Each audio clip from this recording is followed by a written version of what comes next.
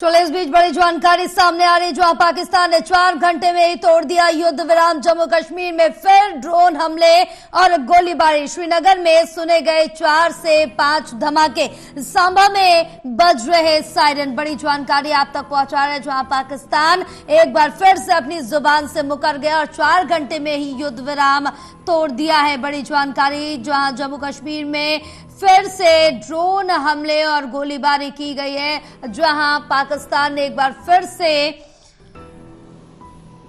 युद्ध विराम तोड़ दिया। जहां सीज फायर पर दोनों देशों पर सहमति बनी थी, लेकिन 4 घंटे से ज्यादा भी नहीं टिक पाया पाकिस्तान, क्योंकि इससे पहले भी हम लगातार जिक्र कर रहे थे, हमारे एक्सपर्ट्स के साथ चर्चा कर रहे थे कि क्या पाकिस्तान अपनी जुबान पर रहेगा, क्या वो अपनी नापाक हरकतों से बाज आ जाएगा, क्योंकि ये कहा जा रहा था कि सहमति बन तो गई है, लेकिन पाकिस्तान की तरफ से फिर से कोई नापाक हरकत ना कर दी जाए। और आखिर में वही हुआ, 4 घंटे में ही युद्ध विराम तोड़ दिया है पाकिस्तान ने। जम्मू कश्मीर में फिर से ड्रोन हमले और गोलीबारी की गई है। श्रीनगर में 4 से 5 धमाके सुने गए। सांबा में अगर बताएं तो वहां पर सायरन बज रहे हैं, लगातार 4 से 5 धमाकों की आवाज सुनी गई है। इसको लेकर अब अलर्ट भी जारी कर दिया गया है। सायरन लगातार श्रीनगर में, सांबा में बज रहे हैं, लोगों को अलर्ट रहने के लिए कहा गया। तस्वीरें भी लगातार दिखा रहे हैं और देख सकते हैं कि किस तरह से वहां पर 4 से 5 जिस तरह से ड्रोन है वो देखे गए हैं। यहाँ पर 4 से 5 धमाके सुने गए, गोलीबारी सुनी गई है और ड्रोन से हमला किया गया। जम्मू कश्मीर में फिर से पाकिस्तान ने सीज फायर का उल्लंघन कर दिया, यानी कि अपनी जुबान पर फिर नहीं टिक सका और अपनी नापाक हरकतों को अंजाम दिया। अपने नापाक मंसूबों को पाकिस्तान ने एक बार फिर से अंजाम दे दिया। आगे क्या कुछ भरोसा पाकिस्तान पर किया जाए, क्योंकि जो रणनीति बनाई जा रही है, पाकिस्तान की तरफ से ही समझौते की बात कही गई थी, लेकिन फिर से पाकिस्तान ने उसी चीज का उल्लंघन कर दिया है।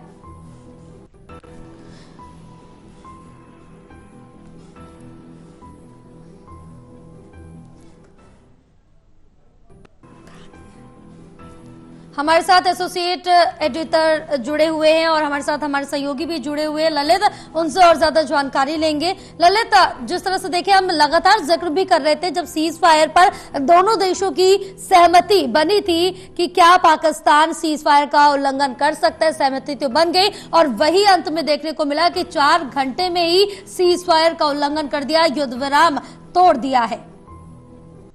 बिल्कुल आपने सही कहा जया कि जिस तरीके से सीज फायर हो रहा है, सीज फायर का ऐलान हुआ था, बाकायदा भारत के विदेश मंत्रालय की ओर से प्रेस कॉन्फ्रेंस करके ये जानकारी दी गई थी। उस जानकारी के बावजूद जिस तरीके से कश्मीर से लेकर राजस्थान तक लगातार बम्बार्टमेंट के और मिसाइलों के छोड़े जाने की खबरें निकलकर सामने आ रही हैं, वो ये बता रहा है कि पाकिस्तान की कथनी और करनी, उस पर बिल्कुल विश्वास नहीं किया जा सकता है। पाकिस्तान के सैनिकों को लेकर हमेशा कहा जाता है कि अगर पाकिस्तान को आप एक बार मार कर भगा दीजिए तो पाकिस्तान का सैनिक वापस लौट कर आता है। तो ये ठीक उसी तरह की हरकत है। एक तरफ पाकिस्तान की चुनी हुई सरकार ये फैसला लेती है कि हम शांति समझौता कर रहे हैं, और दूसरी तरफ सेना जो है लगातार बम्बार्टमेंट कर रही है।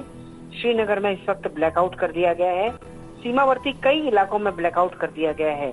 लेकिन बावजूद उसके समझने की बात यह है कि जो सीज फायर वहाँ की लोकतांत्रिक सरकार ने किया है, क्या उसको जनरल मुनीर ने स्वीकार किया है या नहीं। ये बॉम्बार्टमेंट तो ये बता रहा है कि जनरल मुनीर ने उसको स्वीकार नहीं किया है, और वो इसे स्वीकार करने वाले भी नहीं है, क्योंकि जो तेवर हमने जनरल मुनीर के पहले देखे थे, वो तेवरों के आधार पर ही पाकिस्तान लगातार आगे बढ़ रहा था, लड़ाई लड़ रहा था। भले ही उसको लड़ाई में मुंह की खानी पड़ी, लेकिन बावजूद उसके जिस तरीके से हालात बने हैं और सीज फायर हुआ, उसके बावजूद जो है अब जिस तरीके से गोलीबारी हो रही है, सीमा पर वायलेशन हो रहा है, वो अपने आप में बता रहा है कि पाकिस्तान की कथनी और करनी एक नहीं है। जी। अब बिल्कुल पाकिस्तान की करनी और कतनी में काफी ज्यादा फर्क है और हाल ही में अगर बात सामने से देखी जाए कि किस तरह से सीज फायर को लेकर बातचीत करने टेबल पर आया, उसके बाद खुद ही उल्लंघन करता हुआ पाकिस्तान नजर आया। और यही हम लगातार चर्चा कर रहे थे कि क्या पाकिस्तान अपनी जुबान पर रहेगा या फिर मुकर जाएगा। वही पाकिस्तान में आज का दिन भी नहीं बीता और अपनी जुबान से मुकर गया। तो क्या इसके बाद अब रिवर्ट भारत की तरफ से कुछ देखने को मिलेगा, कोई कार्रवाई भारत की तरफ से देखने को मिलेगी? देखिए, भारत की सेना लगातार जवाब दे रही है। जिस तरीके से पाकिस्तान पर शेलिंग हो रही है जी। भारत की सेना एक बार फिर उन सभी चीजों का जवाब दे रही है जैसे वो कल दे रही थी। लेकिन सवाल सबसे बड़ा ये है कि जब आप इंटरनेशनल कम्युनिटी के सामने आकर ये कहते हैं, जब आप ये कहते हैं कि हम चाहते हैं कि ये युद्ध को रोका जाए और भारत की सरकार को फोन करते हैं, लेकिन बावजूद उसके जब आप सीमा पर वायलेशन करते हैं तो आपकी क्या क्रेडिबिलिटी रह जाती है। दुनिया के सारे देश देख रहे हैं इस वक्त कि भारत एक जिम्मेदार युद्ध लड़ रहा है। भारत ना तो सिविलियन एरियाज में बॉम्बार्डमेंट कर रहा है, ना ही गोलीबारी कर रहा है। भारत ना ही पाकिस्तान के अलग अलग सिविल इलाकों में बॉम्बार्डमेंट कर रहा है। बाकी भारत या तो पाकिस्तान के सैन्य ठिकानों पर गोलीबारी कर रहा है और या फिर सीमा के इलाकों में कर रहा है। तो कुल मिलाकर लेकिन बावजूद उसके जिस तरीके से पाकिस्तान का जो रवैया आज देखने को मिला है वो ये बताता है कि कहीं न कहीं पाकिस्तान की सरकार दोगुली जो बातें कर रही है वो दोगुली बातें उसके चेहरे को एक बार फिर से अंतर्राष्ट्रीय बिरादरी के सामने उसने एक तरह से सामने ला दिया है और उसके बेनकाब कर दिया है। बिल्कुल ललिता, क्योंकि अब जिस तरह से देखें कि क्या एक बार भारत पाकिस्तान फिर बातचीत की टेबल पे आ सकता है, इस पर चर्चा की जा सकती है। क्योंकि पहले डीजीएमओ से दोनों देशों के डीजीएमओ ने बात की, उसके बाद सीज फायर पर सहमति बनी है। क्या एक बार फिर से डीजीएमओ बात कर सकते हैं आगे की कार्रवाई, आगे की रणनीति को लेकर? देखिए, अब जो अगली डीजीएमओ की बातचीत होनी है वो 12 तारीख को होनी है जी। 12 तारीख को एक बार फिर से डीजीएमओ लेवल की टॉक होगी और उसमें आप ये मानकर चलिए कि भारत की ओर से ये मुद्दा जरूर उठाया जाएगा। ये बताया जाएगा कि आखिरकार आपने पहले जब सीज फायर किया था, बावजूद उसके जिस तरीके से आज आपने उसी रात को फायरिंग की, इसका क्या मतलब है। सवाल भारत जरूर पूछेगा और ये पूछना भी चाहिए भारत को, क्योंकि एक और आप कमिटमेंट की बात करते हैं और दूसरी तरफ आप इस तरीके का रिएक्शन देते हैं, तो ये अपने आप में बड़ा ही चौंकाने वाला है। और इस मामले में जो है अब डीजीएमओ को ही जवाब देना होगा, क्योंकि जो director general of military intelligence है वो सरकार और आर्मी के बीच में जो है एक तरह से सरकार और आर्मी में सरकार का भी वो रुख रखते हैं और आर्मी का भी रुख रखते हैं। बिल्कुल, क्योंकि पाकिस्तान में अक्सर ही ललित देखा गया है कि वहां पर सेना की ही चलती है और पॉलिटिक्स में और सेना में कुछ खासा नहीं बनती। क्या इस बार भी यही कुछ देखने को मिलेगा? एक तरफ तो आप कह रहे हैं कि हम सीज फायर पर सहमति बना रहे हैं, दूसरी तरफ सीज फायर का उल्लंघन कर रहे हैं। किसने ये उल्लंघन किया? पॉलिटिकल प्रेशर रहा या सेना की तरफ से किया गया?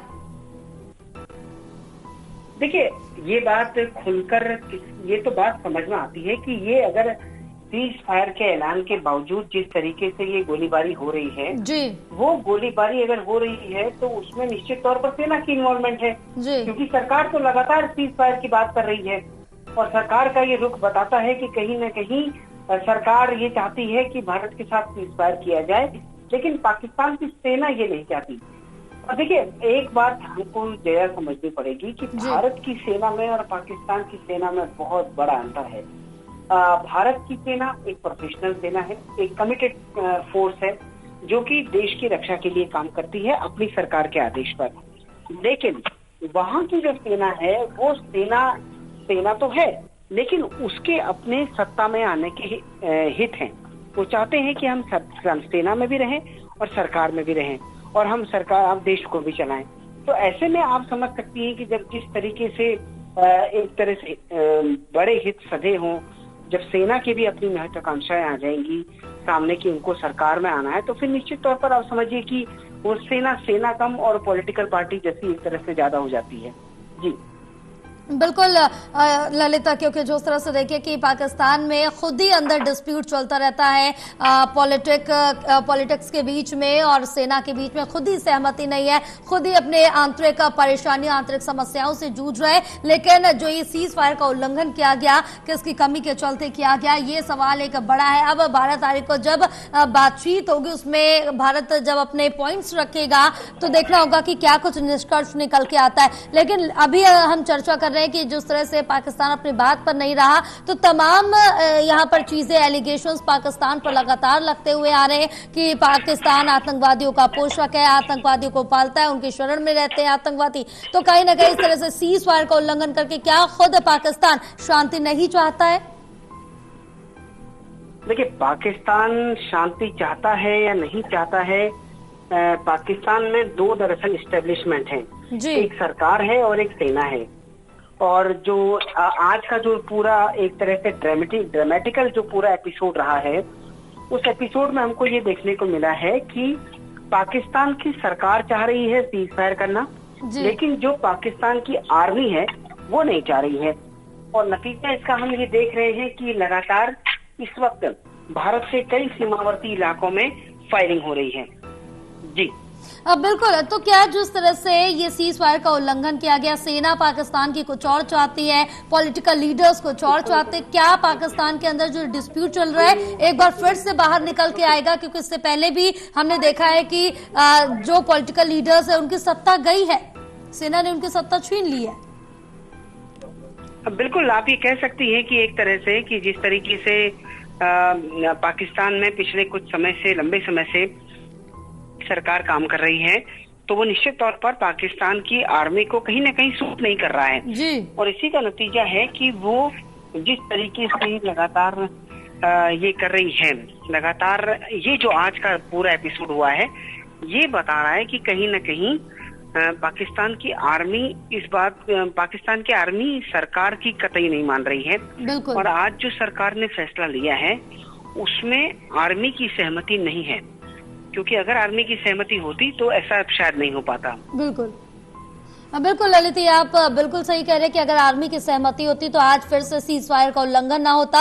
एक तरफ तो सीज फायर करना चाहते हैं, लेकिन दूसरी तरफ उल्लंघन लगातार देखने को मिल रहा है। लेकिन ये भी अगर जिक्र करें कि आज सुबह से हम देख रहे थे जिस तरह से कि कई जगहों पर, कई क्षेत्रों में, सीमावर्ती क्षेत्रों में, कई राज्यों में ब्लैकआउट के लिए अलर्ट जारी कर दिया गया था, ब्लैकआउट की बात कही गई थी। लेकिन जब यहाँ पर सीज फायर पर सहमति बनी तो ब्लैकआउट के जो आदेश दिए गए थे उसको निरस्त कर दिए गए और जो सिचुएशन थी उसको नॉर्मल कर दी गई। तो क्या एक बार फिर से वहां पर ब्लैकआउट के लिए आदेश जारी किए जा सकते हैं उन क्षेत्रों में?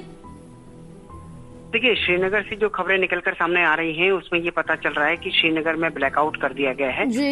और श्रीनगर में स्थिति कुछ ऐसी है कि वहां पर ज्यादातर इलाकों में ब्लैकआउट है और इधर भी अगर देखा जाए तो सीमावर्ती कई इलाकों में सरकार और सेना के सामंजस्य से जो है वो लगातार जो है ब्लैकआउट किया गया है ताकि नागरिकों को सुरक्षित रखा जा सके। तो कई तरह के उपाय अपनाए जा रहे हैं। एक तरफ सेना अपना ऑपरेशन संभाल रही है, वहीं दूसरी ओर जो है अलग अलग राज्य सरकारें अपने अपने एडमिनिस्ट्रेशन के साथ लगातार जो है वो काम कर रही हैं। जी बिल्कुल, क्योंकि कई जगह जैसा कि आपने जिक्र किया कि ब्लैकआउट किया गया है, लेकिन अब भारत की तरफ से क्या कोई जवाबी कार्रवाई अभी वहां पर सीमा पर देखने को मिल रही है? वहां पर क्या, अगर सिचुएशन की बात करें तो क्या अपडेट निकल के आ रहा है? क्योंकि वहां से तो 4-5 धमाके जो है वो सुने गए हैं काफी, क्योंकि श्रीनगर से जो खबरें निकलकर सामने आ रही हैं, श्रीनगर में भी जो पाकिस्तान की ओर से हैवी फायर की आवाजें सुनी जा सकती हैं। और इसी तरफ अगर हम यहाँ आए पंजाब और अमृतसर की तरफ, पंजाब में अमृतसर की तरफ आए, फिरोजपुर की तरफ आए, तो वहां भी जो है आर्टिलरी फायर की आवाजें सुनी जा रही हैं। तो कुल मिलाकर के अगर देखा जाए तो जिस तरीके का सीन है उसमें ये समझ में आ रहा है कि एक तरफ पाकिस्तान सीज फायर की बात कर रहा है और दूसरी तरफ उसकी सेना जो है सरकार की बात नहीं मान रही है। और नतीजा ये है कि जो एक तरह से दोनों देशों के बीच में जो एक कम्युनिकेशन है वो प्रभावित हो रहा है, पाकिस्तान की क्रेडिबिलिटी प्रभावित हो रही है और पाकिस्तान की विश्वसनीयता पर इस वक्त पूरी दुनिया में सवाल खड़ा हो रहा है। बिल्कुल, क्योंकि पाकिस्तान की विश्वसनीयता पर एक बड़ा क्वेश्चन मार्क इस हरकत के बाद से लग रहा है। और क्योंकि अगर हम वैश्विक स्तर पे बात करें तो पाकिस्तान लगातार अपनी डिग्निटी खोता जा रहा है, अपना स्टैंडर्ड्स डाउन करता जा रहा है।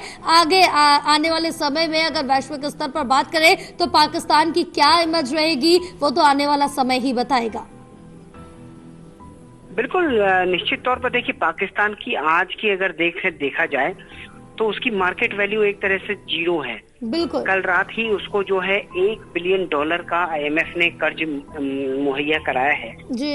हालांकि उसकी डिमांड 1.3 बिलियन की थी, लेकिन बावजूद भारत के विरोध करने के जिस तरीके से IMF ने ये कर्ज दिया है वो अपने आप में बता रहा है कि कहीं ना कहीं ये एक तरह से बड़ी अजीबोगरीब स्थिति है कि एक देश लगातार अपने पड़ोसी देश के खिलाफ आतंक की लड़ाई लड़ रहा है और दुनिया का एक बैंक जो है उसको ऋण दे रहा है।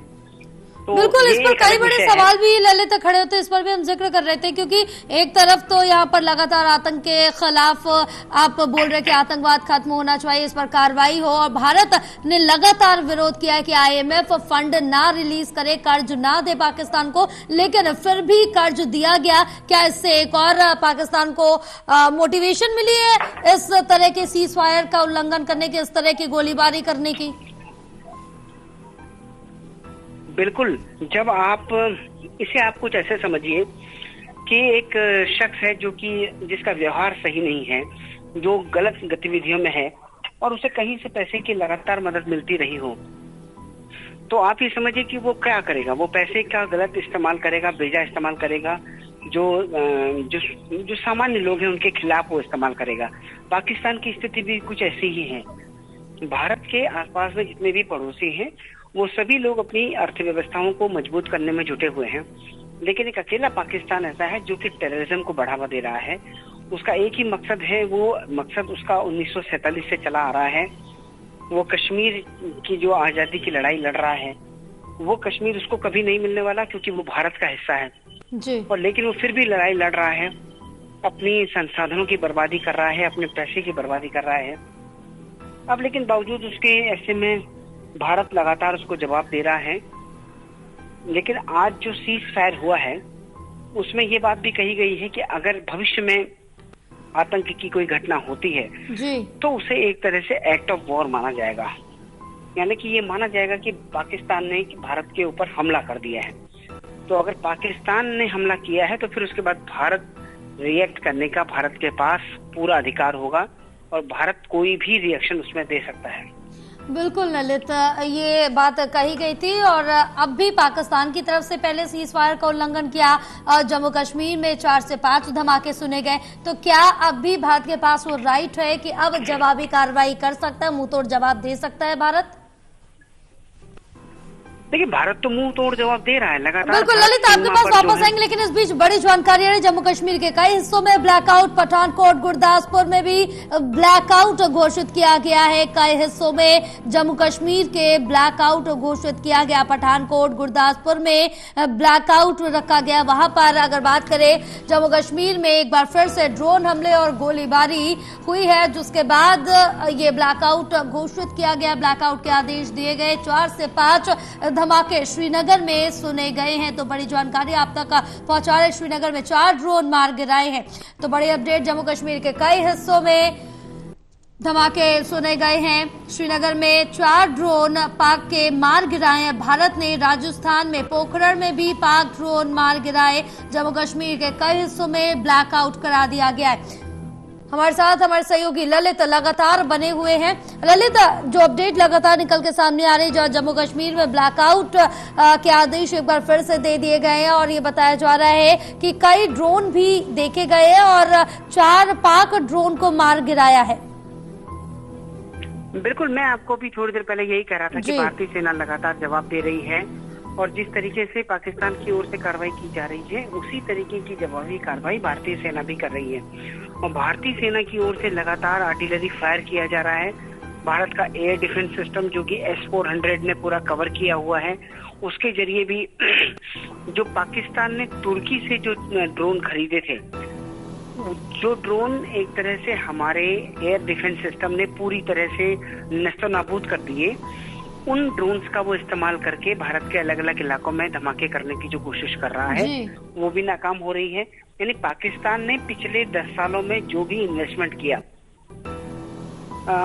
वो सारे इन्वेस्टमेंट जो है एक तरह से बिल्कुल बेकार साबित हुए हैं। वो तुर्की से खरीदे गए ड्रोन हो वो बेकार साबित हुए हैं, चीन से खरीदा गया S-300 हो वो एक तरीके से वो पूरा बेकार हुआ है। जो S-300 है वो रूस के S-400 की कॉपी है, वो चीन ने बनाया है। और लेकिन चीन ने जो पाकिस्तान को दिया था, तकरीबन 2022 में इसकी पहली खेप दी गई थी पाकिस्तान को, और उसके बाद से ये पाकिस्तान के पास है और पाकिस्तान इस वक्त इस लड़ाई में उसका इस्तेमाल कर रहा है। और लड़ाई में इस्तेमाल करने के बाद ये पता चला है कि वो हथियार जो है वो कॉपी का कॉपी ही है, वो उतना इफेक्टिव नहीं है जैसा कि S-400 है। और तो कुल मिलाकर के अगर देखा जाए तो जो भारत ने पिछले 10 सालों में निवेश किया है, अब वो भले ही S-400 में निवेश किया हो वो एक सबसे महत्वपूर्ण है, भारत के राफेल में निवेश किया हो वो सबसे महत्वपूर्ण है, तेजस में किया हो वो महत्वपूर्ण है। तो जितने भी हमने निवेश किए हैं पिछले 10 सालों में वो बहुत ही कारगर साबित हुए हैं। और इन निवेशों ने भारत की पाकिस्तान के साथ इस लड़ाई में भारत को केवल बढ़ोतरी नहीं दिलाई है, भारत को केवल एज नहीं दिलाया है, बल्कि पूरे साउथ ईस्ट में, आप ये समझिए पूरे साउथ ईस्ट में, यानी कि भारत की जितनी नेबरिंग कंट्रीज हैं जया जी, उन सभी नेबरिंग कंट्रीज में भारत का एक तरह का अलग तरह का मुकाम एस्टेब्लिश हो गया है। पूरी दुनिया समझ गई है कि अब भले वो चीन हो या फिर बांग्लादेश हो या म्यांमार हो या नेपाल हो या श्रीलंका हो, हर कोई समझ गया है कि भारत से किसी भी मामले में उलझना उनके लिए बहुत खतरनाक साबित हो सकता है जी।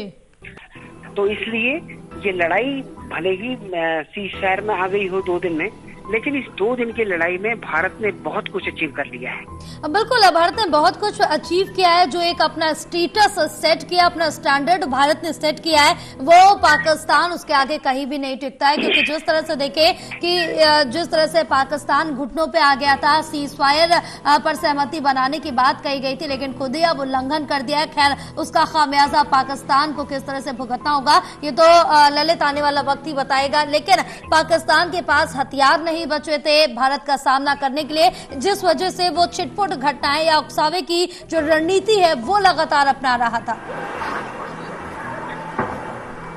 बिल्कुल, देखिए उकसावे की रणनीति वो अपना रहा था और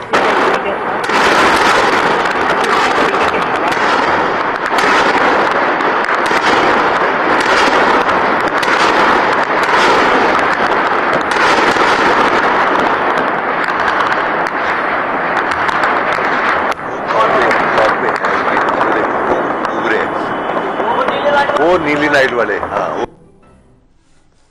बिल्कुल ललित, लगातार जो फुटेजेस हैं वो भी सामने आ रही कि किस तरह से ये धमाके हुए, जो 4 से 5 धमाके हुए वो उसकी भी फुटेज आ रही है। और साफ तौर से अब ये कंफर्म कर दिया गया है कि पाकिस्तान की तरफ से ये गोलीबारी की गई, ड्रोन से हमले किए गए हैं।